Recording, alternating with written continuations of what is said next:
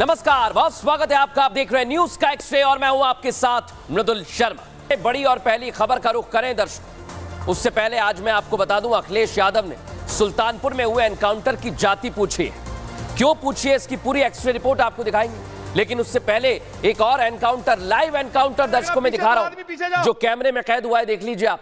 दिल्ली से सटे ग्रेटर नोएडा में योगी की पुलिस ने एक बदमाश को मुठभेड़ के बाद गिरफ्तार किया है। फुल फ्रेम आपको तस्वीर दिखाता हूं, वहां क्या हुआ दिखाइए जरा। लाइव एनकाउंटर कैसे चल रहा है वहां पर। पीछे देख रहा, पीछे दो आदमी, पीछे जाओ, पीछे जाओ, दो आदमी पीछे।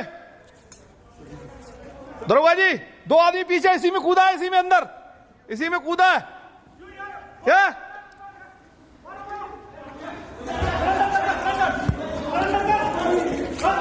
आराम से,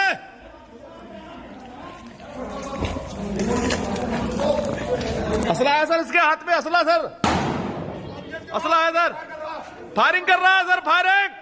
पीछे हट जाओ, पीछे साइड ले लो, साइड ले लो, साइड लगी क्या? हाँ गोली लगी, लगी इसकी। पीसीआर बुला लिया, पीसीआर आगे।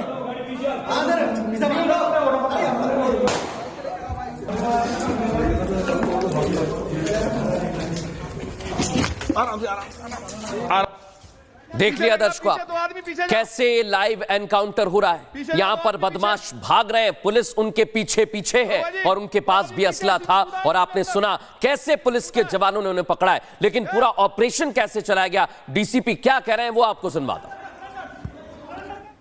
पूरे मकान को कॉम्बिंग करी गई और इसको पूरा कॉर्डन ऑफ किया गया और बहुत प्रोफेशनल तरीके से रूम एंट्री करते हुए इसमें जो दूसरा जो बदमाश था उसे भी पुलिस मुठभेड़ में गिरफ्तार किया गया है। उसको अस्पताल भेजा गया है उपचार के लिए। इसमें पिस्टल जो है मुंगेर की वो बरामद हुई है, जो लूटी हुई चैन है वो बरामद हुई है, बाइक बरामद हुई है। और दर्शकों, उत्तर प्रदेश में जब एनकाउंटर होते हैं तो उस पर सियासत भी होती है और ऐसा ही कुछ हो रहा है। उत्तर प्रदेश के एनकाउंटर की तस्वीर तो मैंने आपको दिखा दी, लेकिन एक और एनकाउंटर हुआ जिसकी जाति को लेकर अब सवाल पूछा जा रहा है। लेकिन एनकाउंटर में जाति कहां से आ गई, कैसे आ गई, आइए जरा पूरी एक्स-रे रिपोर्ट आपको दिखाते हैं। क्योंकि उत्तर प्रदेश की सियासत अब जाति का मुद्दा छाया हुआ है। उपचुनाव होने वाले हैं दर्शकों और राग जाति का आलापा जा रहा है। सुल्तानपुर की यह तस्वीर आपको दिखा रहा हूं, जहां एक एनकाउंटर किया गया और मुठभेड़ में बदमाश को ढेर कर दिया गया दर्शकों। और सुल्तानपुर का यह एनकाउंटर जिसकी तस्वीर मैं आपको दिखा रहा हूं, अब यह सियासी हो गया है। समझिए कैसे अपराध और अपराध करने वालों की जाति खोजी जा रही है। यहां तक आ गई है सियासत। योगी सरकार के खिलाफ नैरेटिव सेट करने के लिए पूरा सियासी इकोसिस्टम एक्टिव हो गया है। और सबसे पहले नंबर पर आए अखिलेश यादव, क्योंकि मामला उत्तर प्रदेश का है। जिन्हें डकैत में जाति दिखाई दे रही है दर्शकों, सोचिए आप, एक डकैत की जाति। लेकिन अखिलेश यादव के इस नैरेटिव का सीएम योगी आदित्यनाथ ने कुछ ही देर में सियासी एनकाउंटर भी कर दिया है और लाउड एंड क्लियर मैसेज दे दिया है, संदेश साफ दे दिया है कि समाज को बांटने की कोशिश हो रही है, जिसमें वो जो लोग भी शामिल हैं उन्हें कभी कामयाब नहीं होने देंगे, कभी कामयाब नहीं होने देंगे दर्शकों। लेकिन कैसे ये जाति का खेल चल रहा है, आपको एक एक चीज विस्तार से मैं बता रहा हूं। योगी आदित्यनाथ पर हमला बोलते हैं अखिलेश यादव। सुल्तानपुर के डकैतों का नकली एनकाउंटर हुआ है और योगी आदित्यनाथ कहते हैं कुछ लोग हैं जो समाज को बांटने का काम कर रहे हैं। कौन लोग हैं? अखिलेश यादव। जात देखकर जान ली गई है, ये कह रहे हैं वो। सोचिए आप, जवाब दिया योगी आदित्यनाथ ने, जाति मजहब में बांटने की कोशिश कर रहे हैं लोग। अखिलेश यही नहीं रुके, उन्होंने कहा नकली एनकाउंटर रक्षक को भक्षक बना देता है। आप सोचिए किस तरह की बातें की जा रही है। इधर योगी आदित्यनाथ कह रहे हैं कि आरएसएस, वीएचपी भारत को जोड़ रहे हैं, भारत को एक रहना चाहिए। लेकिन आप सोचिए दर्शकों, जब बांटने की सियासत की जा रही है तो इसके पीछे कारण बहुत सारे हैं, वो बताऊंगा आपको। उससे पहले सुनवाता हूं योगी आदित्यनाथ क्या कह रहे हैं। राष्ट्रीय स्वयंसेवक संघ के द्वारा, विश्व हिंदू परिषद के द्वारा पूरे भारत को जोड़ने का कार्य किया जा रहा है। और वहीं दूसरी तरफ अपने राजनीतिक संकीर्णताओं में फंसे हुए कुछ लोगों के द्वारा जब जाति, मत और मजहब के आधार पर समाज को बांटने की कुत्सित चेष्टा की जा रही हो। दर्शकों, सीएम योगी आदित्यनाथ और अखिलेश यादव इन दिनों दोनों आमने सामने हैं। अखिलेश यादव के तरकश से जितने भी सियासी तीर निकल रहे हैं और पिछले कुछ दिनों में एक दूसरे पर बयानबाजी हो रही है। हाल ही में दोनों नेताओं के बीच जुबानी जंग शुरू हुई है। दर्शकों, मुद्दा कोई भी हो, अखिलेश यादव सरकार को घेरने की कोशिश करते हैं और सीएम योगी आदित्यनाथ भी फ्रंट फुट पर आकर खेलते हुए जवाब देते हैं, पीछे नहीं हटते। मुद्दा चाहे बुलडोजर एक्शन हो या बहराइच के भेड़िए, आदमखोर भेड़िए हो, अब इसमें जाति की भी एंट्री हो गई है और जंग इसलिए भी तेज हो गई है क्योंकि उपचुनाव होने वाले हैं। लेकिन आप सोचिए कि जब जब उत्तर प्रदेश में उपचुनाव आए हैं, मुद्दे कई सारे हैं, मुद्दे बहुत सारे हैं, लेकिन उपचुनावों में किस तरह की जंग होने वाली है, आइए दिखाता हूं आप कौन से मुद्दे हैं। ये देखिए आप, उपचुनाव की जंग में सबसे बड़ा मुद्दा है बुलडोजर। बुलडोजर को लेकर सियासत लंबे समय से चल रही है। योगी आदित्यनाथ ने तो यह भी कह दिया कि बुलडोजर वही चलाएगा जिनमें जिगरा होगा। लेकिन इतना भर नहीं है, एक और मुद्दा आजकल चर्चा का विषय बना हुआ है। वो मुद्दा कौन सा है दर्शकों, वो मैं आपको बता रहा हूं। वो मुद्दा है भेड़िए का। बहराइच में आदमखोर भेड़िए आ गए, भेड़िए पर भी सियासत हो रही है, एक दूसरे पर हमला बोला जा रहा है और इसका बराबर जवाब दिया जा रहा है। लेकिन मुद्दे यहां पर खत्म नहीं हुए। भेड़िए के बाद एक और बहुत बड़ा मुद्दा है और वो है एनकाउंटर। एनकाउंटर जो मैंने आपको बताया, एनकाउंटर पहले भी हुए हैं, लेकिन एक बार फिर से एनकाउंटर को लेकर सवाल जवाब किए जा रहे हैं। इसके बाद एक और मुद्दा खड़ा हो गया दर्शकों आज सामने, और वो मुद्दा है जाति का। ये जाति का मुद्दा भी बड़ा हावी हो गया है और इतना हावी हो गया है कि अब हर बयान में और हर जगह पर जाति देखी जा रही है।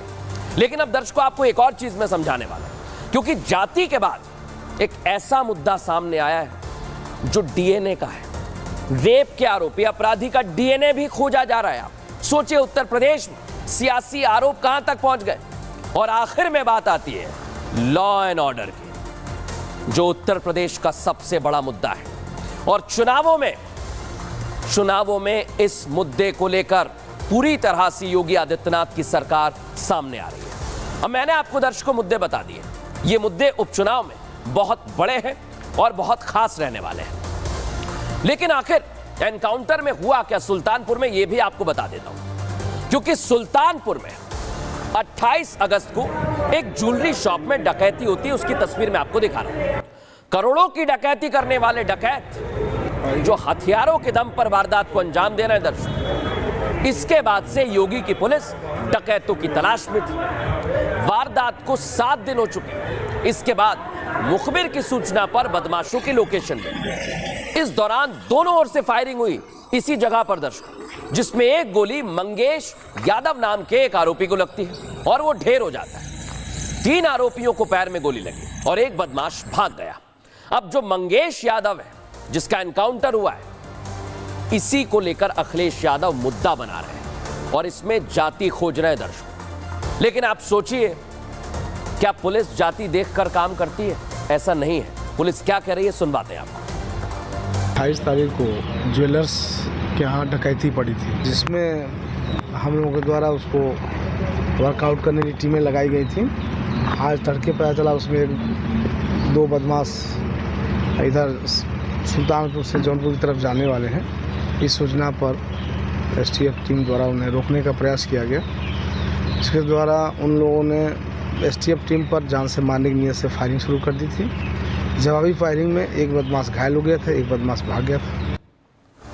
समझ गए दर्शकों, मुद्दा सुल्तानपुर का है और इस जगह का अखिलेश यादव और उनकी पार्टी से कनेक्शन भी है। सुल्तानपुर से क्या कनेक्शन है, यह मैं आपको बता रहा हूं। सांसद समाजवादी पार्टी के सपा सांसद रामभुआल निषाद ने मेनका गांधी को लोकसभा चुनाव में हरा दिया। इसके अलावा एनकाउंटर में ढेर हुआ डकैत यादव जाति से आता है।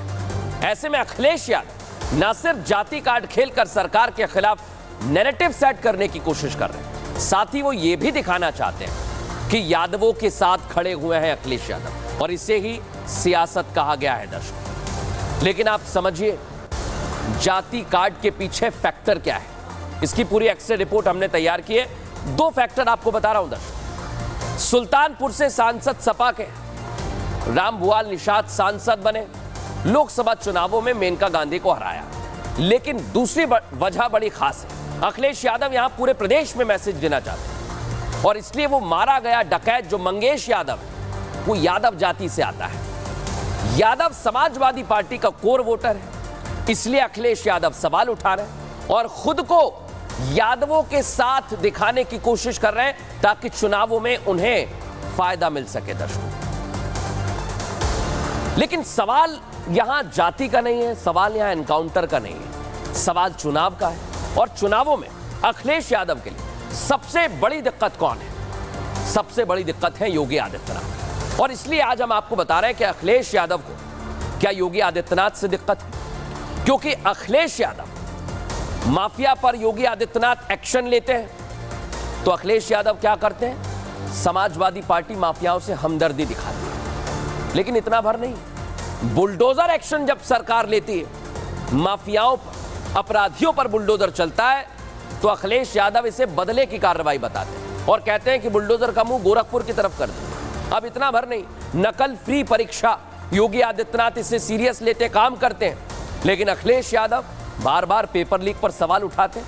हाल ही में नकल फ्री परीक्षा हुई है, मदरसों का जब सर्वे कराने की बात योगी आदित्यनाथ कहते हैं, तो इसमें हिंदू मुस्लिम कार्ड ले आते हैं अखिलेश यादव। इसलिए कहा जा रहा है, क्या दिक्कत योगी आदित्यनाथ और उनके फैसलों से? क्योंकि अब डकैतों का एनकाउंटर हो रहा है, तो उसमें अखिलेश यादव जाति ले आए। इसकी क्या वजह है दर्शकों? इसकी वजह है उत्तर प्रदेश में होने वाला उपचुनाव, और उपचुनाव करीब आए हैं, सरकार एक्शन ले रही है, तो इस पर सियासत हो रही है। इस रिपोर्ट में दिखाते हैं।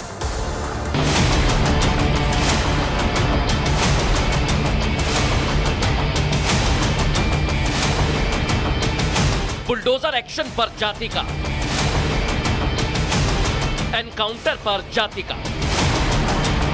अखिलेश का ये जाति वाला राग हर मुद्दे पर शुरू हो जाता है, लेकिन यूपी के मुखिया सीएम योगी आदित्यनाथ के लिए जाति सिर्फ एक है, मानवता। धर्म सिर्फ एक है, मानवता, जिसे वो हर बार हर मंच से बोलते भी हैं और उनके काम करने का तरीका भी दिखाई देता है।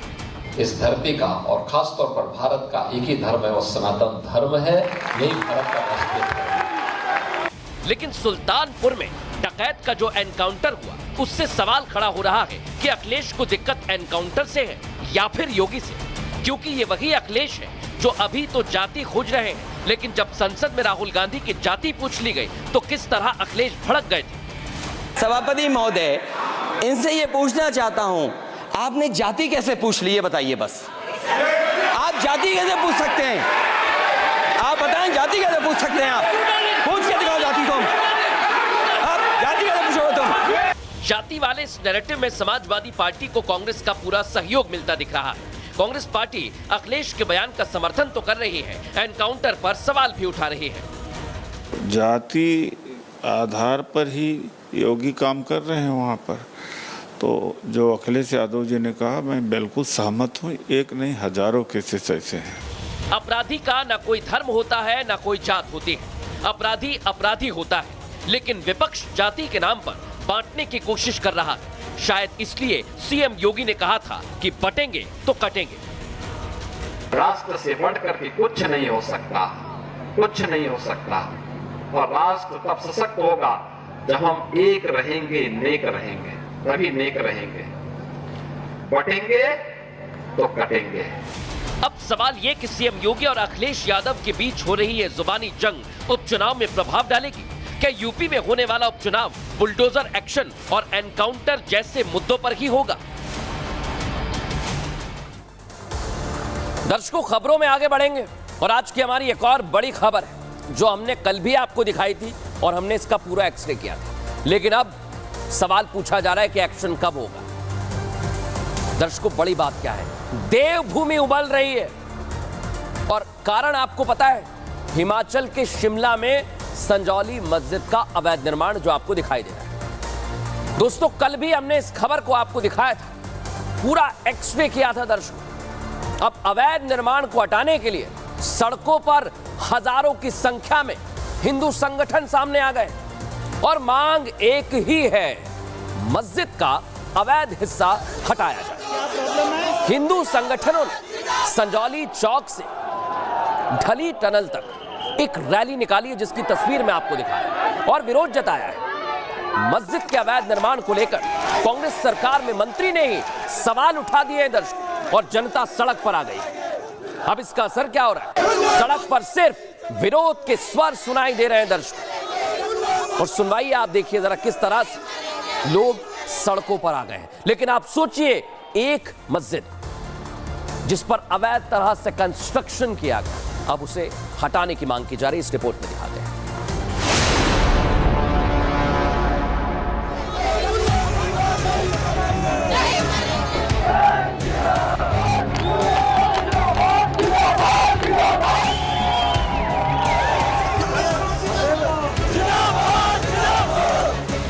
की जमीन पर मौजूद इस मस्जिद के हिस्से को जिस तरह से धीरे धीरे अवैध तरीके से बढ़ाया गया, इसके खिलाफ हिंदूवादी संगठनों का गुस्सा फूट पड़ा।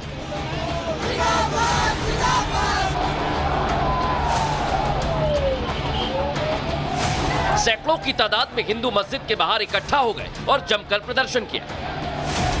तमाम हिंदू संगठन के लोग हैं वो यहाँ पर पहुंचे हैं। आप देख सकते हैं कि हाथों में झंडे लिए और जय श्री राम के जो नारे हैं वो यहाँ पर लगाए जा रहे हैं। सीधे तौर पर उनका कहना है कि जो अवैध रूप से यहाँ पर मस्जिद बनाई गई है उस मस्जिद को गिराया जाए।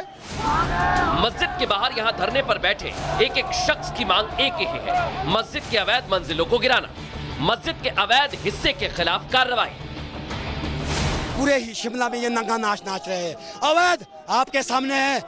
शिमला में वहाँ 195 लाइसेंस वैध है, लेकिन 1900 कहां से बैठ गए? प्रशासन की तरफ से ये बताया गया कि वो एक अनऑथराइज्ड चीज है, तो उस अनऑथराइज्ड चीज का टूटना ही स्वाभाविक है। अवैध निर्माण बाकी सबके जब गिर रहे हैं तो इसके लिए क्यों स्पेशल रियायत क्यों दी जा रही है? हिमाचल सरकार में मंत्री अनिरुद्ध सिंह भी अवैध मस्जिद पर सवाल उठा रहे हैं, इस पर कार्रवाई की बात कह रहे हैं।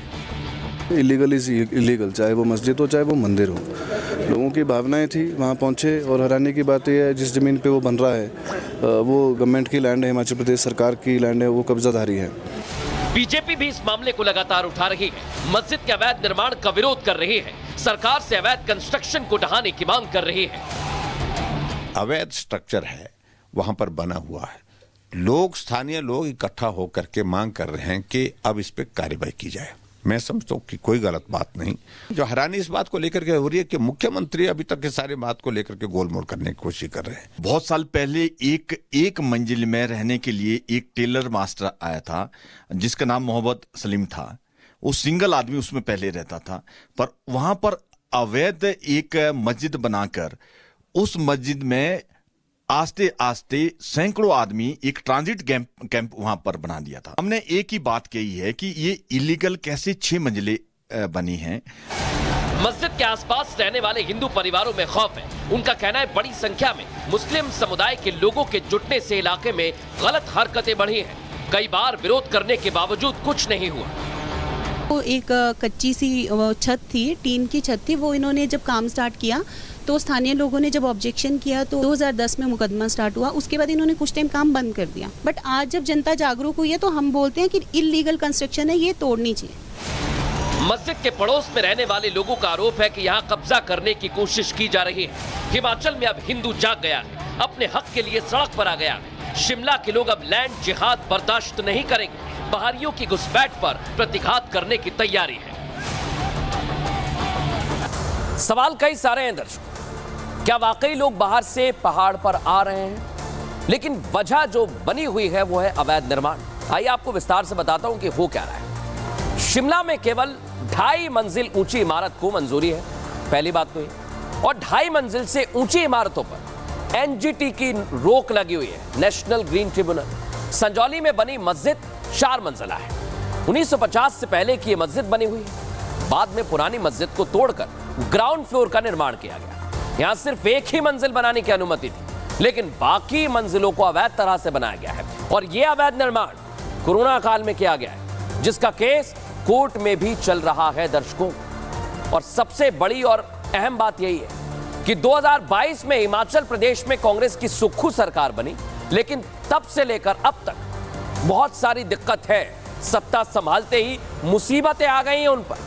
पहले राज्य का आर्थिक संकट खराब हो गया, फिर सरकारी कर्मचारियों की सैलरी नहीं आई, पेंशनर्स तो अभी भी इंतजार कर रहे हैं। अभी कर्मचारियों को वेतन देना शुरू ही किया है। ये तस्वीरें आप देखिए, यहां वेतन मिला ही था कि मस्जिद का मसला सामने आ गया। शिमला में मस्जिद का अवैध निर्माण बहुत बड़ा मुद्दा बन गया है दर्शक। सुक्खू सरकार के सामने संकट है। ये मामला उठाने वाले मंत्री भी कांग्रेस के ही हैं और वो धरने पर बैठ गए। लेकिन आप सोचिए, मुख्यमंत्री सुखविंदर सिंह सुक्खू इस पर क्या कह रहे हैं, सुनवाता हूं। प्रदेश में सभी नागरिक एक सम्मान है।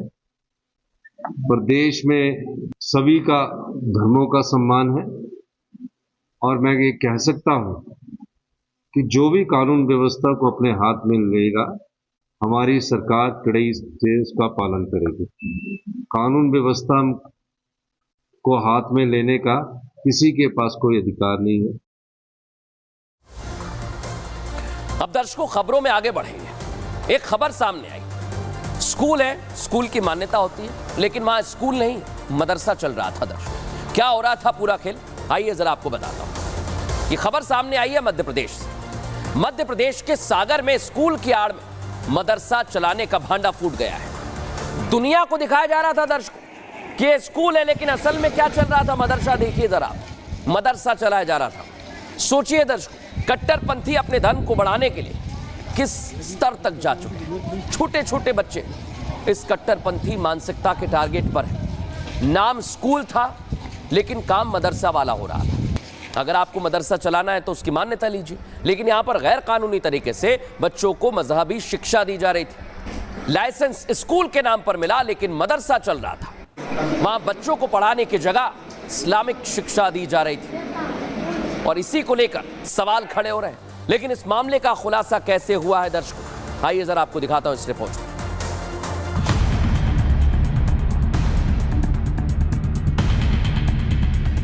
ये हैं मध्य प्रदेश बाल आयोग के सदस्य ओमकार सिंह, जो साफ साफ हमारे कैमरे पर बता रहे हैं कि किस तरह से स्कूल की आड़ में मासूम बच्चों को मजहबी शिक्षा दी जा रही थी। इमारत को शक्ल स्कूल की दी गई थी, लेकिन अंदर सारे काम मदरसे वाले हो रहे थे। यहाँ बच्चों का मजहबी शिक्षा के नाम पर ब्रेन वॉश किया जा रहा था। यहाँ हर धर्म जाति के नहीं, बल्कि सिर्फ मुस्लिम बच्चे पढ़ाई करने आते थे। कोई स्कूल यूनिफॉर्म नहीं, बल्कि कुर्ता पाजामा और जालीदार टोपी इनकी वेशभूषा थी।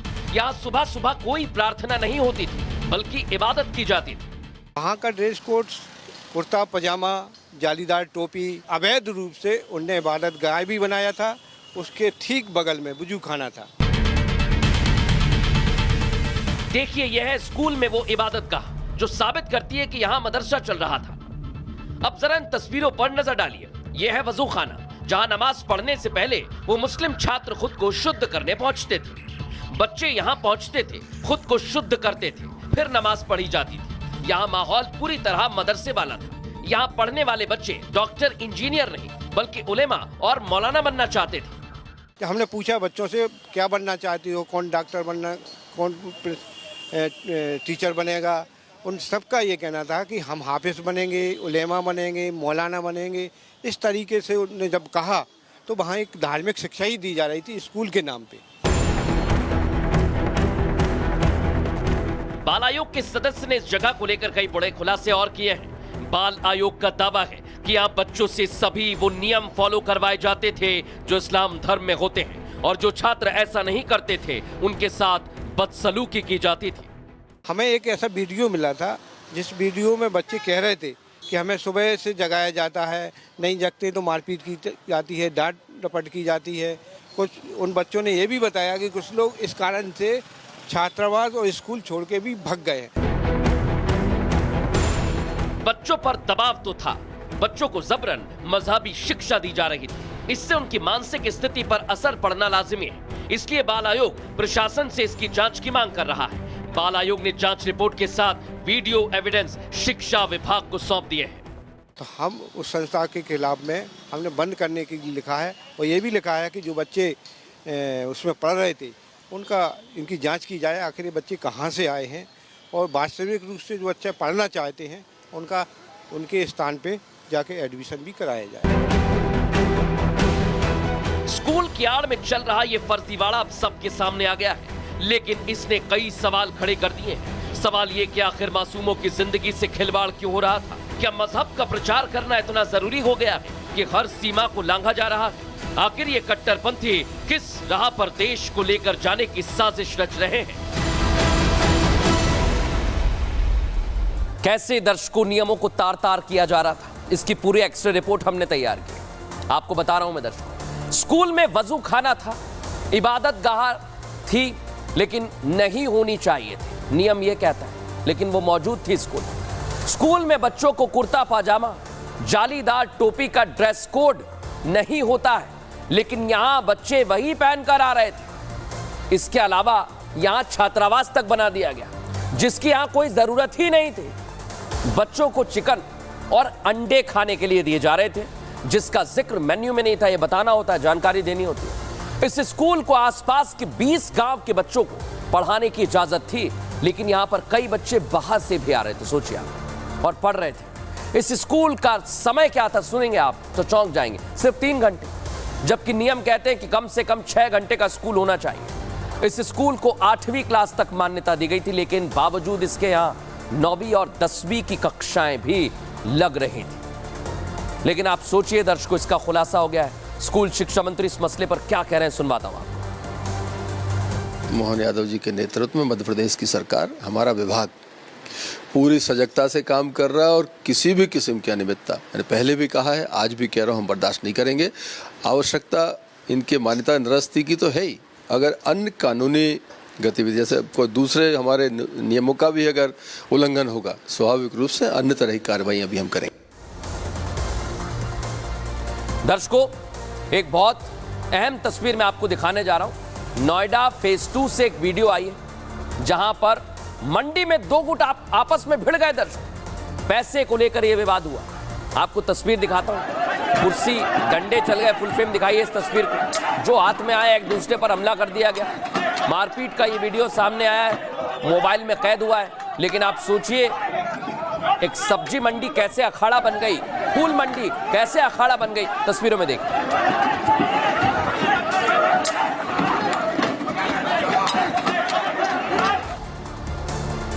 फिलहाल दर्शकों, न्यूज का एक्सरे में फिलहाल इतना ही। कल फिर हाजिर होंगे रोचक जानकारी भरी और सावधान खबरों के साथ। नमस्कार।